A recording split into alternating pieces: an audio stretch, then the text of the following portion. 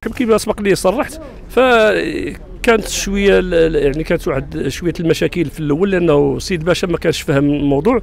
حنا هذا الشيء كلشي دار باش ندقوا ناقوس الخطر، لان الوضع ديال الاطور، الوضع ديال الموظفين، الوضع كلشي يعني وصل لواحد الحاله مزريه، لانهم هذه 3 شهور ما مخلصينش.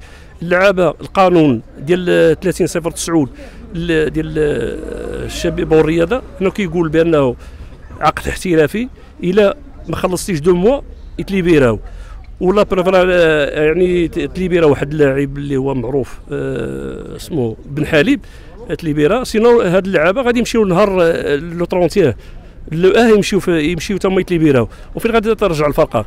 الا انا ساكت والاخر ساكت، راه الفرقه هذا غير في يعني غادا في الاندحار، وهذا الشيء اللي تخوفنا منه.